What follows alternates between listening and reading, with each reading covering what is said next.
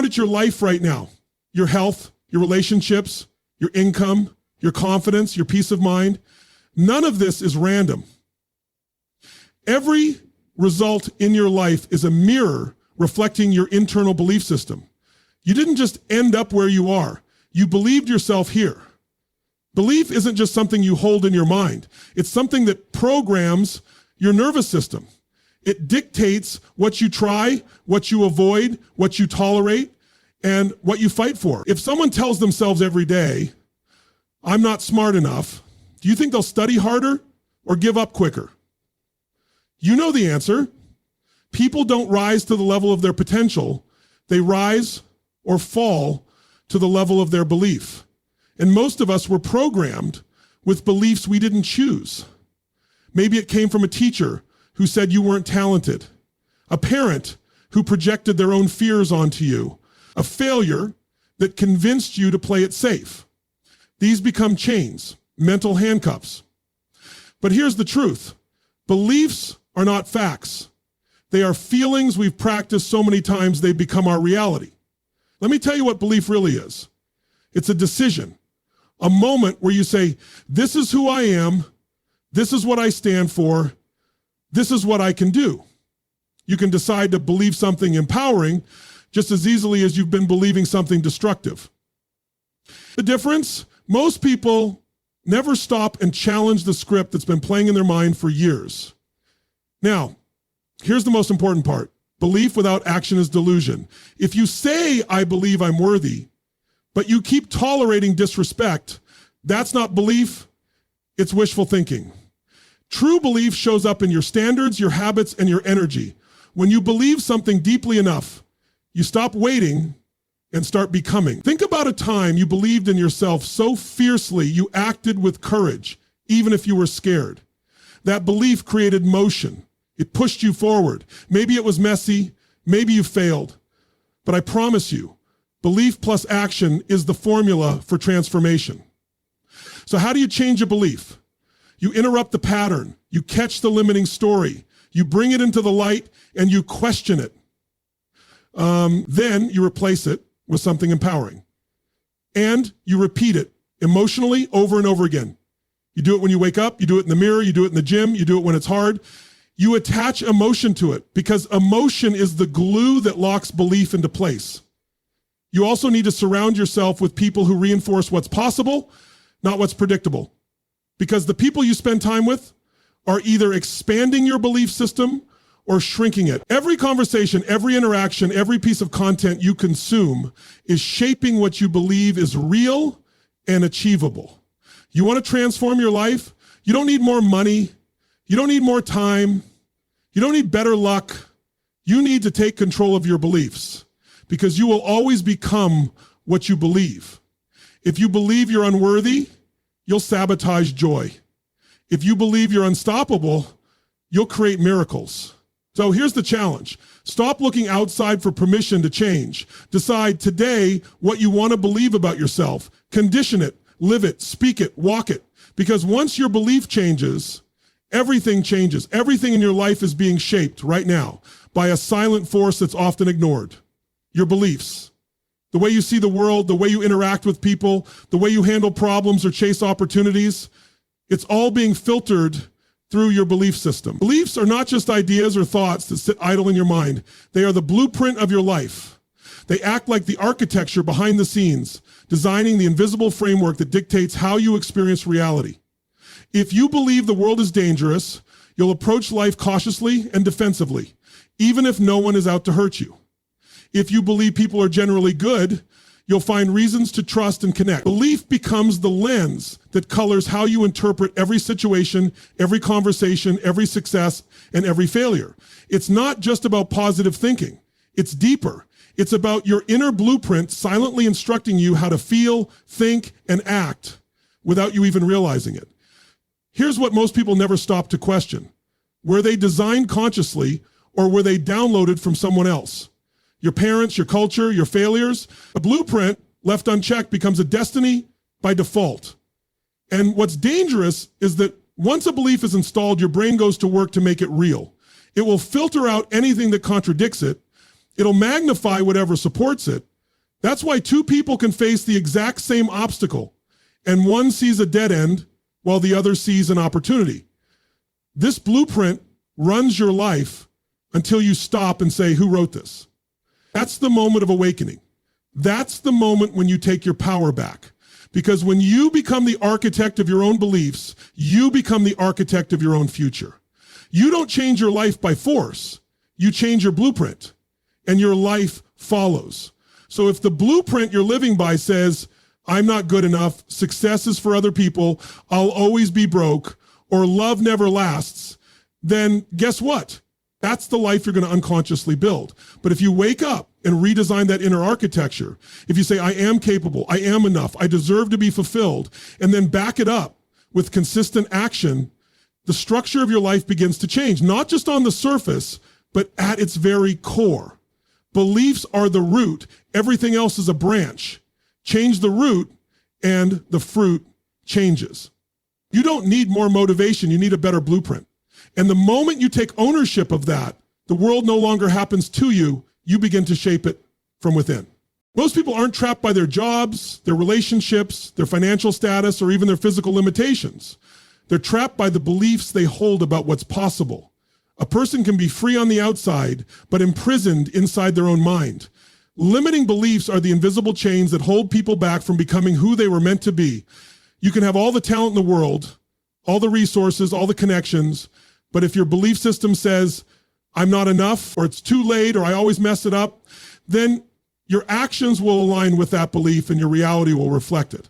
And here's the painful truth. Most limiting beliefs aren't even yours. You inherited them. Somewhere along the way, someone told you you couldn't do it, and you believed them. Maybe you failed once, and you decided you weren't meant for success. Maybe you grew up hearing that people like you don't rise, don't lead, don't achieve. And instead of questioning it, you absorbed it. It became a rule, a law, a part of your identity. But it's a lie. A belief is not truth. It's a thought you keep thinking over and over until it feels real. When you believe you're not good enough, you stop applying. When you believe your voice doesn't matter, you stop speaking.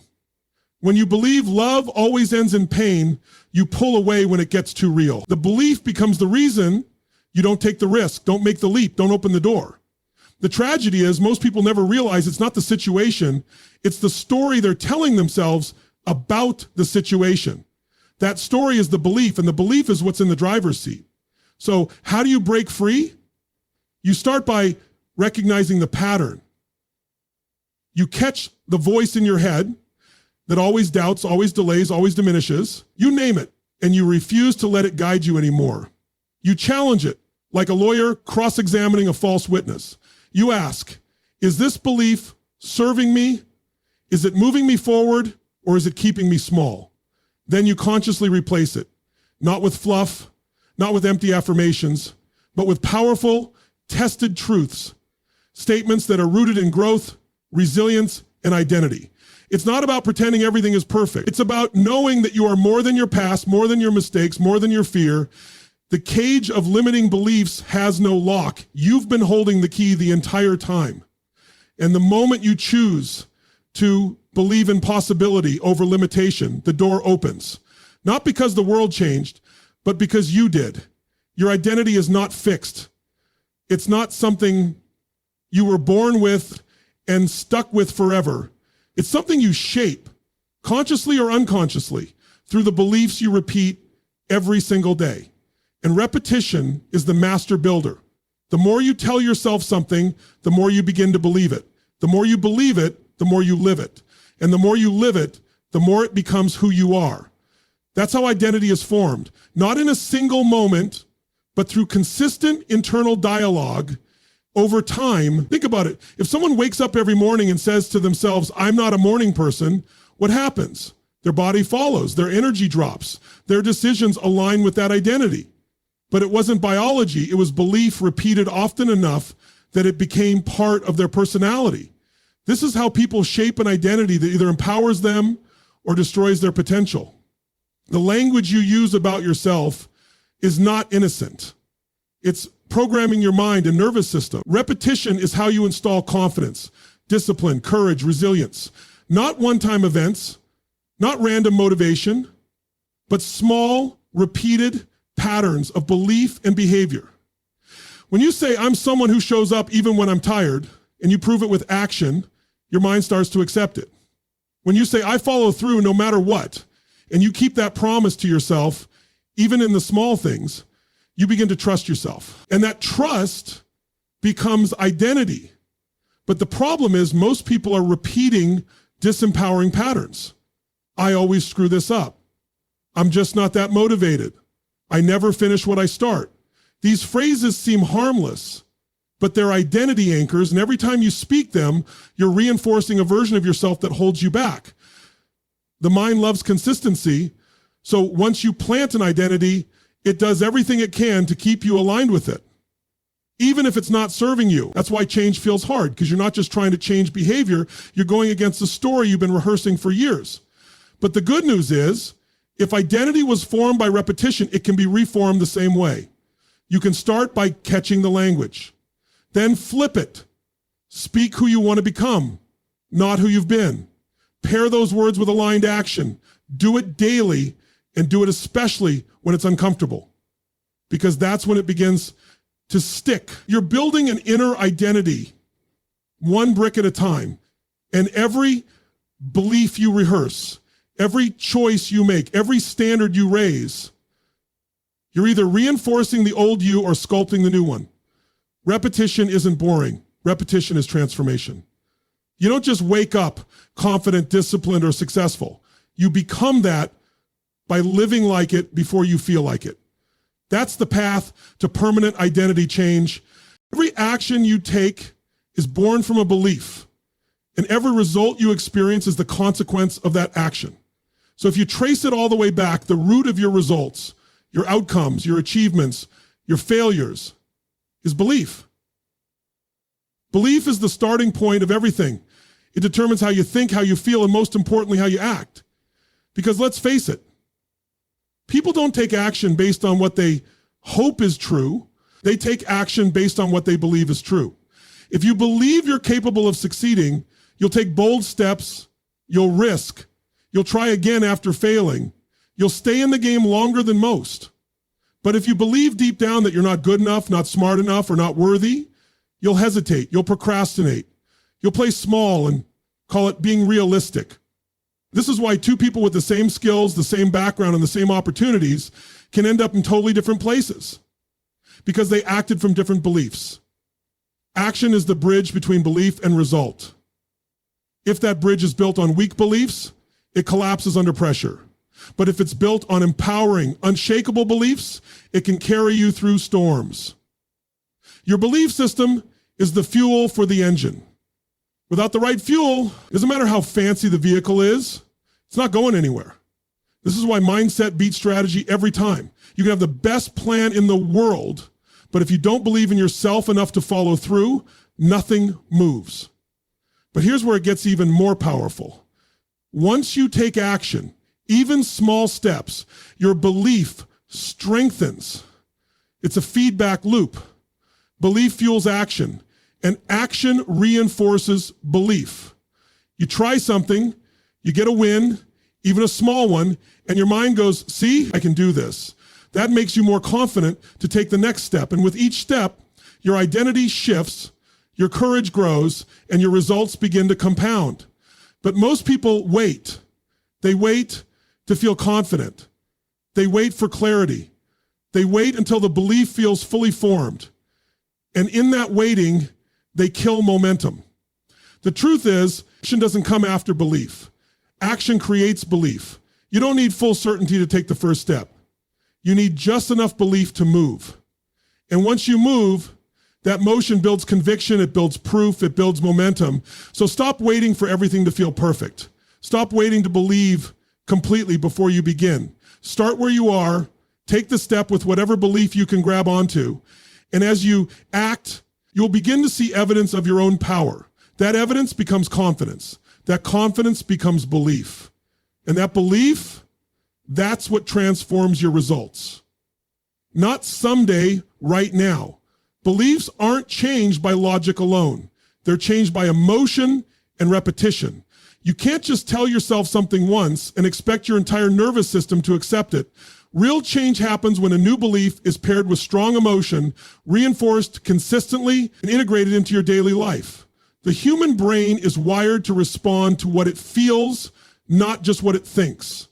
That's why facts don't always win. Emotion wins.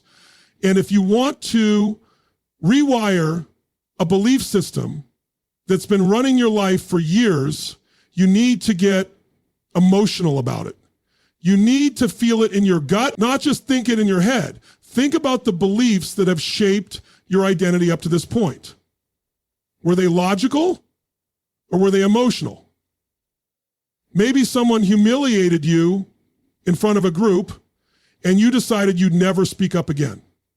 Maybe you failed at something that mattered and that pain attached itself to the belief, I'm not good enough.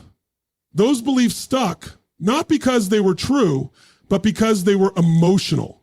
That's how your subconscious locks them in.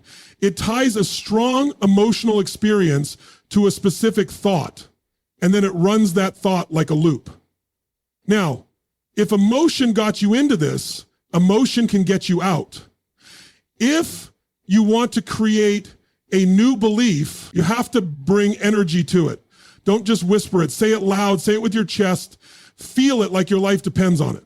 Because the more emotion you attach to a new empowering belief, the faster it rewires your nervous system.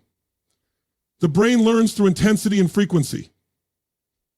That means if you feed it the right belief again and again with passion, it will start to adopt that as your new normal. And then comes reinforcement. You don't do this once and stop. You don't say, I am strong on Monday and forget about it by Thursday. You install beliefs the same way you install muscles, through reps, daily, when it's inconvenient, when it's uncomfortable, especially when the old story tries to sneak back in, because it will. That's its job. But your job is to replace it with truth, with power, with the new story you've chosen, over and over until it sticks. Reinforcement also means surrounding yourself with people, environment, and content that reflect your new beliefs, not your old ones. What you consume mentally, emotionally, socially, it either strengthens the new narrative or drags you back into the old one. You want change? Then everything around you needs to reflect the new standard you've chosen to believe in. That's how you shift the default setting in your mind. You are not at the mercy of your past beliefs. You're not stuck with the identity you built in survival mode. You can rewire your system one emotional, consistent, reinforced belief at a time. And when you do, you don't just think differently, you live differently. And that leads to a different story. And that leads to a different path. Your environment is shaping you more than you realize. The people you talk to, the conversations you have, the content you consume, the energy you absorb, these things are not neutral. They're either reinforcing the beliefs you want to build or keeping you stuck in the ones you're trying to break free from. Belief doesn't grow in isolation. It grows or dies in your environment. You could be doing all the inner work, saying the right affirmations, taking the right steps, but if you're surrounded by voices that doubt, dismiss, or devalue your vision, eventually those seeds of doubt creep in and start to take root. Belief is fragile when it's forming. Think of it like a young plant. In its early stages, it's vulnerable. It needs nurturing. It needs sunlight, water, the right conditions. It needs protection from things that might crush it before it can grow strong.